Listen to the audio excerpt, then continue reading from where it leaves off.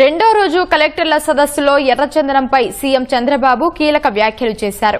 ఎర్రచందనంపై ఎన్నో ఆశలు పెట్టుకున్నామని, దాని విలువ లక్షల కోట్లు ఉందని భావించామన్నారు. అధికారులు దాన్ని నార్మలైజ్ చేసేశారని ఆక్షేపించారు. ఇకనైనా ఎర్రచందనం ద్వారా ఆదాయం వచ్చేలా ప్రత్యేక ప్రణాళిక రూపొందించాలని సూచించారు. ఏదైతే రెడ్ శాండిల్ డిపో ఉందో దాన్ని కూడా సీసీటీవీ కెమెరాస్ అవన్నీ పెట్టి మానిటరింగ్, అదే సమయంలో ఒక ఎక్స్పీరియన్స్ సెంటర్ కింద value added products you make it, then అది కూడా బాగా ఇది వస్తుంది. ఎవరైనా ఆర్డర్ చేసినా మనం తయారు చేసినా అలాంటి క్రాఫ్ట్ పీపుల్ అందరిని తెప్పించండి.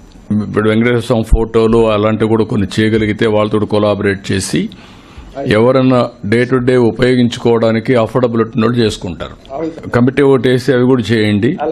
వాల్యూ అడిషన్ కింద ప్లస్ ఎక్స్పీరియన్స్ సెంటర్ కింద పెట్టండి. టూరిజం కూడా మనకు వస్తుంది.